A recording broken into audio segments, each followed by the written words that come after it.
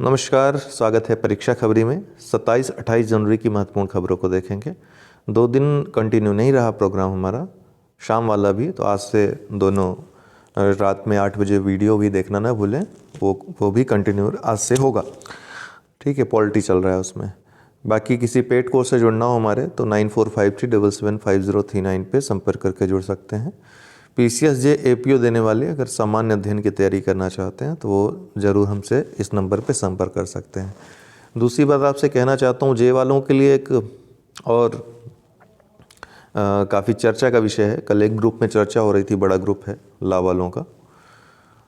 पिछली बार EWS को लेकर के 2019 में वैकेंसी आने वाली थी 95 PCSJ की, बट EWS आरक्षण को लेकर के पेंच फंस गया था। उसके बाद अभी तक पेंच सुलझा किसी तरह जा कर के, तो वैकेंसी आने वाली थी। 8 मई आपकी परीक्षा डेट भी ये फिक्स हो चुकी थी, बट एक और पेंच फंस गया। उसमें एक सर्विसमैन कोटे का क्लासिफिकेशन नहीं हुआ है। तो इसके पहले अभी तक तो EWS में पेंच फंसे हुए थे, अभी एक सर्विसमैन का पेंच फंस गया है। तो उम्मीद है जल्द से जल्द सुलझा ले, नहीं तो लंबा फंस जाएगा। और दूसरी बात, ये चर्चा चल रही थी कि कुछ लोग रिट करने वाले हैं इस बात को लेकर के कि वैकेंसी 4 से 5 साल में एक बार आ रही है PCSJ की, और 35 ईयर एज तय कर रखी है कि इससे ये लिमिटेड एज तक लोग ही दे सकते हैं इसको, और लिमिटेड टाइम तक, मतलब उसके लिए 4 या 5 चांसेस हैं जो भी हैं। तो उसको लेकर भी है, ठीक है आप एज हटा दो, कम से कम 3-4 बार परीक्षा तो दे सके व्यक्ति। तो ये मेरा मानना है सही भी है। ये न्याय के तभी पूर्ण न्याय जिसको कहते हैं, पूर्ण न्याय तभी होगा जब कम से कम इतना तो मौका मिले लोगों को कि 3 या 4 जो मौके हैं वो तो दे सकें। वो 4-4, 5-5 साल में एक वैकेंसी आएगी तो 1-2 मौके में, कुछ लोग तो एक बार भी नहीं दे पाए हैं अभी तक जो LLB किए हैं। तो ये मुद्दा है, आप लोग चाहें तो उसमें सम्मिलित हो सकते हैं। पद्म पुरस्कार 2022 128 लोगों को यह पुरस्कार इस बार मिलेगा। पिछली बार 119 लोगों को मिला था। राष्ट्रपति रामनाथ कोविंद ने 107 पद्मश्री, 17 पद्म भूषण और 4 पद्म विभूषण पुरस्कारों को मंजूरी दी। इस बार भारत रत्न किसी को नहीं मिला है। 34 प्राप्तकर्ता महिलाएं हैं, मतलब इस बार 34 महिलाओं को पद्म पुरस्कार दिए गए हैं। 10 विदेशी या NRI को मिले हैं पुरस्कार, और 13 लोगों को मरणोपरांत पुरस्कार मिले हैं। जो 4 पद्म विभूषण मिले हैं उनमें 3 मरणोपरांत हैं। प्रभा अत्रे को छोड़कर, जो कला क्षेत्र से महाराष्ट्र से आती हैं, राधेश्याम खेमका, जनरल बिपिन रावत और कल्याण सिंह, इन 3 लोगों को मरणोपरांत दिया गया है। पद्म भूषण 17 लोगों को प्रदान किए गए हैं। किसको किसको? तो गुलाम नबी आज़ाद, ये कांग्रेसी नेता थे। विक्टर बनर्जी, गुरमीत बाबा मरणोपरांत। बुद्धदेव भट्टाचार्य, ये पश्चिम बंगाल से आते हैं और कम्युनिस्ट पार्टी के नेता हैं। इन्होंने पुरस्कार लेने से मना कर दिया, तो पूछ सकता है, याद रखिएगा। नटराजन चंद्रशेखरन, व्यापार और उद्योग से। कृष्ण एला और सुचित्रा एला, दोनों दंपतियों को व्यापार उद्योग क्षेत्र में, तेलंगाना से हैं ये। मधुर जाफरी, ये पाक कला के क्षेत्र से। देवेंद्र झाझरिया, खेल से संबंधित है, पैरालंपिक से, राजस्थान से आते हैं। राशिद खान, राजीव महर्षि सिविल सेवा से हैं। राशिद खान कला के क्षेत्र से हैं, उत्तर प्रदेश। उत्तर प्रदेश वालों को जरूर याद रखिएगा, उत्तर प्रदेश वालों को आप जरूर याद रखिए। जैसे राधेश्याम खेमका हो गए, उत्तर प्रदेश से हैं। कल्याण सिंह, 2 लोगों को पद्म विभूषण ऐसे लोगों को मिला है जो उत्तर प्रदेश से संबंध रखते हैं, और राशिद खान उत्तर प्रदेश से हैं। सत्या नडेला, जो माइक्रोसॉफ्ट के CEO हैं, इनको मिला है। सुंदर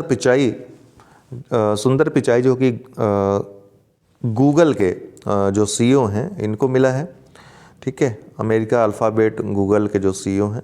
साइरस पूनावाला, ये पुणे में जो सीरम इंस्टीट्यूट हैं उसके संस्थापक हैं, इनको मिला है। संजय राजाराम को मरणोपरांत मिला है, विज्ञान और इंजीनियरिंग के क्षेत्र से, ये भी NRI, मैक्सिको। प्रतिभा राय, साहित्य शिक्षा। स्वामी सच्चिदानंद गुजरात से हैं, साहित्य शिक्षा। वशिष्ठ त्रिपाठी उत्तर प्रदेश से हैं, साहित्य शिक्षा। बाकी पद्मश्री पुरस्कार 107 लोगों को मिला है, इनके नाम पढ़ सकते हैं। उत्तर प्रदेश वालों का आपको याद रखना है, कमलिनी अस्थाना और नलिनी अस्थाना, शिवनाथ मिश्रा, या फिर बिहार का दे रहे हैं तो बिहार का याद रखिएगा, उत्तराखंड का दे रहे हैं उत्तराखंड का याद रखिएगा, एमपी का दे रहे हैं एमपी का याद रखिएगा। मैं नाम पढ़ते जा रहा हूँ। सोनू निगम महाराष्ट्र, शीश राम उत्तर प्रदेश, सेठपाल सिंह उत्तर प्रदेश, विद्या बिंदु सिंह उत्तर प्रदेश, शिवानंद उत्तर प्रदेश योग से हैं, अजय कुमार सोनकर विज्ञान एवं इंजीनियरिंग उत्तर प्रदेश, अजीता श्रीवास्तव कला उत्तर प्रदेश, डॉक्टर कमलाकर त्रिपाठी मेडिसिन उत्तर प्रदेश। तो इतने महत्वपूर्ण नाम हैं। पूरी लिस्ट 107 लोगों की याद रखने की ज़रूरत है नहीं। कुल 6 खिलाड़ियों को ये याद रखना है कि कुल 6 खिलाड़ियों को पद्म पुरस्कार 2022 प्रदान किया जाएगा। किसको किसको? देवेंद्र झाझरिया को पद्म भूषण मिलेगा, हॉकी खिलाड़ी वंदना कटारिया और पैरालंपियन प्रमोद भगत, अवनी लेखरा, सुमित अंतिल को पद्मश्री दिया जाएगा। टोक्यो ओलंपिक के स्वर्ण पदक विजेता नीरज चोपड़ा को भी पद्मश्री से नवाजा जाएगा। तो कुल 6 खिलाड़ियों को पद्म पुरस्कार दिया जाएगा इस बार का।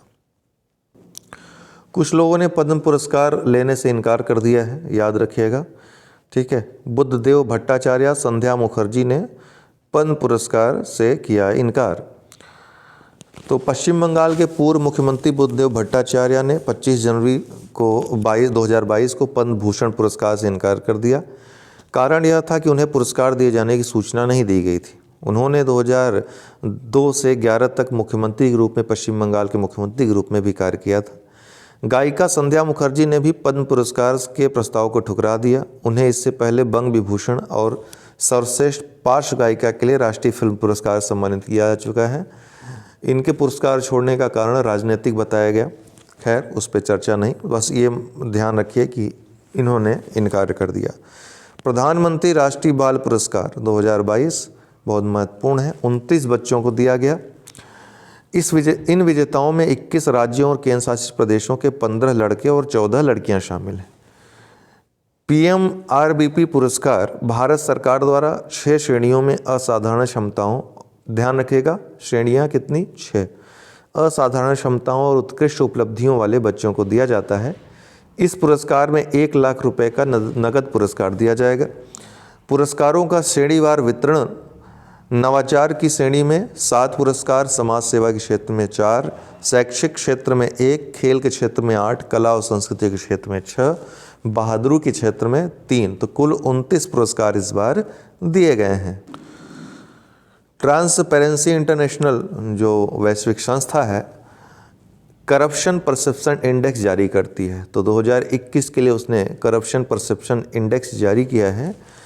आइए देखते हैं इस इंडेक्स में भारत की स्थिति क्या है। आपकी प्रीलिम्स की दृष्टि से और मुख्य परीक्षा दोनों की दृष्टि से बहुत महत्वपूर्ण है। तो भारत 85वें स्थान पर है। 2020 में जो रैंकिंग थी 86वां स्थान, उससे 1 स्थान सुधार किया है भारत ने। 2019 में 80वें स्थान पे था भारत, तो उससे काफ़ी पीछे अभी भी है। 180 देश शामिल हैं इस बार की रैंकिंग में। पहले स्थान पे डेनमार्क है, दूसरे स्थान पे न्यूजीलैंड है। ट्रांसपेरेंसी इंटरनेशनल एक गैर सरकारी संगठन NGO है। इसकी स्थापना 1993 में हुई थी। मुख्यालय बर्लिन जर्मनी में स्थित है। यह भ्रष्टाचार के उपायों के खिलाफ कार्रवाई करने, आपराधिक गतिविधियों को रोकने के लिए काम करता है। न सिर्फ वैश्विक रैंकिंग बल्कि क्षेत्रवार रैंकिंग भी ये समय समय पर जारी करता है। एशिया प्रशांत क्षेत्र, यूरोपीय क्षेत्र, अफ्रीकी क्षेत्र, अमेरिका, मतलब इस तरह से वो लैटिन अमेरिकी क्षेत्र, वो क्षेत्रवार भी जारी करता है करप्शन के संबंध में आंकड़े। संयुक्त समुद्री अभ्यास पश्चिमी लहर किसके किस बीच आयोजित हुई? तो एक 20 दिवसीय संयुक्त सैन्य अभ्यास पश्चिमी लहर XPL 2022, जिसका उद्देश्य भारतीय नौसेना, वायुसेना और सेना के अवयव से जुड़े युद्ध में तालमेल बनाना है, अरब सागर में पश्चिमी तट के निकट संपन्न किया गया। यह 25 जनवरी 2022 को संपन्न हुआ। इसमें 40 से अधिक जहाज़ों और पनडुब्बियों की भागीदारी IAF इंडियन एयरफोर्स के SU-30 MKI और जैगुआर समुद्री स्ट्राइक विमान के साथ साथ उड़ान भरने वाले विमान शामिल थे। तो ये जो पश्चिमी लहर है किसी देश के साथ नहीं आयोजित हुई दोस्तों, भारत की ही तीनों सेनाओं के मध्य, अर्थात भारतीय नौसेना, वायुसेना और जो थल सेना है, उनके जो अवयव हैं उनके मध्य समन्वय बनाने के लिए ये आयोजित किया गया है। रिलायंस जियो BP ने दिल्ली में शुरू किया भारत का सबसे बड़ा इलेक्ट्रॉनिक व्हीकल चार्जिंग हब। तो अरबपति मुकेश अंबानी की रिलायंस इंडस्ट्रीज लिमिटेड और एनर्जी सुपर मेजर बीपी के एक संयुक्त उद्यम ने दिल्ली में देश के सबसे बड़े इलेक्ट्रॉनिक व्हीकल चार्जिंग हब में से एक खोला है। रिलायंस बीपी मोबिलिटी लिमिटेड जियो बीपी ब्रांड नाम के तहत काम कर रही है। आरबीएमएल ने अक्टूबर 2021 में नवी मुंबई के नवदे में अपना पहला Jio BP branded mobility station launch किया था। तब से यह नेटवर्क का विस्तार कर रहा है। आईएएफ की झांकी का हिस्सा बनी भारत की पहली महिला राफेल फाइटर जेट पायलट। तो भारत की पहली महिला Rafale fighter jet pilot Shivangi Singh गणतंत्र दिवस परेड 2022 में भारतीय वायुसेना की झांकी का हिस्सा थीं। वह इंडियन एयरफोर्स की झांकी का हिस्सा बनने वाली केवल दूसरी महिला फाइटर जेट पायलट हैं। 2021 में फ्लाइट लेफ्टिनेंट भावना कंठ आईएएफ की झांकी का हिस्सा बनने वाली पहली महिला फाइटर जेट पायलट बनी थी। आईएएफ की झांकी की थीम क्या थी? भारतीय वायुसेना भविष्य के लिए बदल रही है। पूछेगा कि ओम क्या है? तो स्वदेशी आरटीपीसीआर किट है जो स्वदेश में निर्मित की गई है। इसका नाम ओम है। CSIR CDRI के वैज्ञानिकों ने ओमिक्रॉन के लिए विकसित की ओम आरटीपीसीआर किट। तो वैज्ञानिक और औद्योगिक अनुसंधान परिषद की केंद्रीय औषधि अनुसंधान संस्थान प्रयोगशाला के वैज्ञानिकों ने ओमिक्रॉन वेरिएंट के परीक्षण के लिए ओम नामक एक स्वदेशी आरटीपीसीआर किट विकसित की है। ओमिक्रॉन संस्करण के लिए किसी भी सरकारी संस्थान द्वारा जारी यह पहली किट है। इसे 2 महीने के भीतर बनाया गया और इसकी कीमत लगभग 150 रुपये होगी। यह लगभग 2 घंटे में परीक्षण परिणाम देगी। नीरज चोपड़ा परम विशिष्ट सेवा पदक या मेडल से सम्मानित हुए। तो नीरज चोपड़ा को परम विशिष्ट सेवा पदक सम्मानित किया गया है। उन्होंने ओलंपिक 2021 में भारत का पहला एथलेटिक्स स्वर्ण पदक जीतकर इतिहास रच दिया। वह निशानेबाज अभिनव बिंद्रा के बाद व्यक्तिगत ओलंपिक स्वर्ण पदक जीतने वाले दूसरे भारतीय बने। वह भारतीय सेना में 4 राजपुताना राइफल्स के साथ सूबेदार हैं। उन्होंने खेलों में उत्कृष्टता के लिए 2020 में विशिष्ट सेवा पदक प्राप्त किया। तो इसके पहले 2020 में विशिष्ट सेवा मेडल भी इनको मिल चुका है। इस बार परम विशिष्ट सेवा मेडल इनको दिया गया है। आईएमएफ ने वित्त वर्ष 2022 के लिए भारत की जीडीपी का अनुमान 9.5% से घटाकर कितना कर दिया? 9% कर दिया। तो आईएमएफ ने वित्त वर्ष 2022 के लिए भारत की जीडीपी का अनुमान घटाकर 9% कर दिया। आईएमएफ ने 31 मार्च 2022 को समाप्त होने चालू वित्त वर्ष के लिए भारत के आर्थिक विकास के अनुमान को घटाकर 9% कर दिया है। अक्टूबर 2021 में इसने भारत के लिए 9.5% जीडीपी की वृद्धि का अनुमान लगाया था। इसने अगले वित्त वर्ष 2023 के लिए पूर्वानुमान 7.1% को बरकरार रखा है। वैश्विक विकास दर 2021 में 5.9% से कम होकर 2022 में 4.4% रहने की उम्मीद है, ऐसा आईएमएफ ने कहा है। वीरता पुरस्कार जो ब्रेवरी अवार्ड्स होते हैं 26 जनवरी गणतंत्र दिवस पर दिए जाते हैं।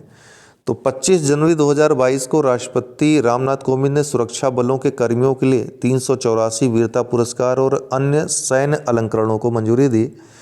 उन्होंने ऑपरेशन के दौरान असाधारण साहस का प्रदर्शन करने वाले सैनिकों के लिए 12 शौर्य चक्रों को भी मंजूरी दी। कितने? 12 शौर्य चक्र। टोक्यो ओलंपिक 2020 में ट्रैक और फील्ड स्पर्धा में स्वर्ण जीतने वाले पहले भारतीय और 4 राजपुताना राइफल्स के सूबेदार नीरज चोपड़ा को भी परम विशिष्ट सेवा पदक से सम्मानित किया जाएगा। सब इंस्पेक्टर बाबू राम को अशोक चक्र मरणोपरांत दिया गया है। ध्यान रखिएगा, यह प्रश्न आ सकता है।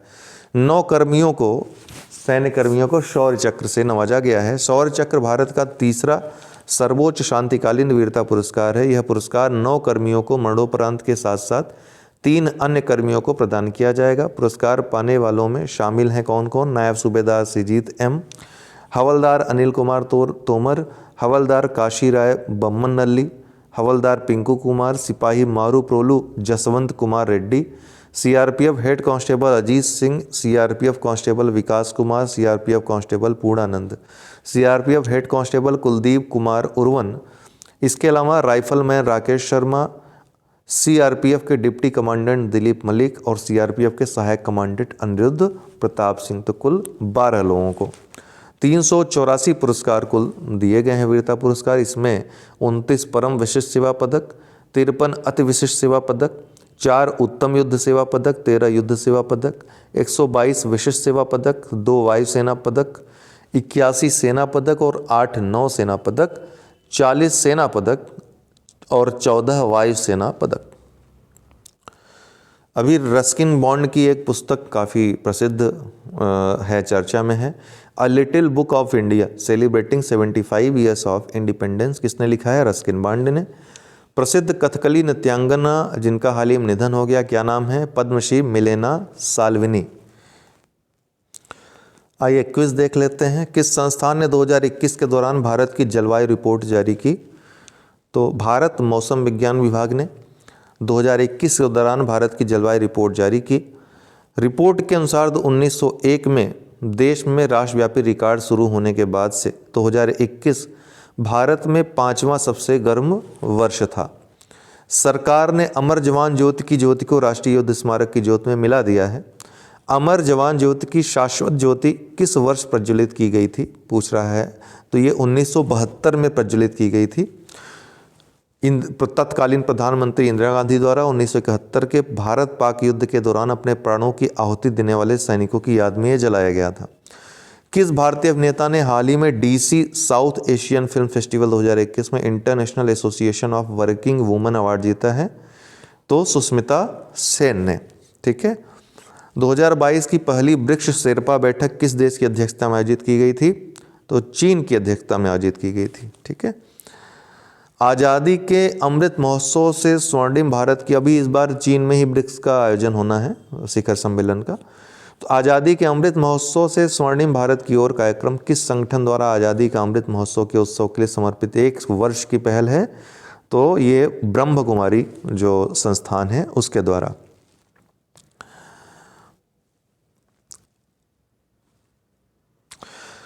I4F industrial R&D and technology का इनोवेशन फंड भारत और किस देश के बीच एक सहयोग है? तो ये भारत और इजराइल के मध्य सहयोग है, ध्यान रखिएगा। किस केंद्रीय मंत्रालय ने संशोधित ग्रामीण क्षेत्र विकास योजना निर्माण और कार्यान्वयन दिशा निर्देश जारी किया है? तो पंचायती राज मंत्रालय ने। ठीक है। संशोधित ग्रामीण क्षेत्र विकास योजना निर्माण और कार्यान्वयन दिशा निर्देश जारी किया है। भारत ने, नीति आयोग भी आ सकता है आपके ऑप्शन में, तो आपको कन्फ्यूज़न हो जाएगी, इसलिए याद रखिएगा। भारत ने ब्रह्मोस मिसाइल के अधिक स्वदेशी और उन्नत संस्करण का परीक्षण किया। यह किस प्रकार की मिसाइल है? तो ये सुपरसोनिक क्रूज मिसाइल है। तो ए वाला राइट आंसर है। भारत के वर्तमान ब्रिक्स शेरपा कौन है? तो संजय भट्टाचार्य हैं।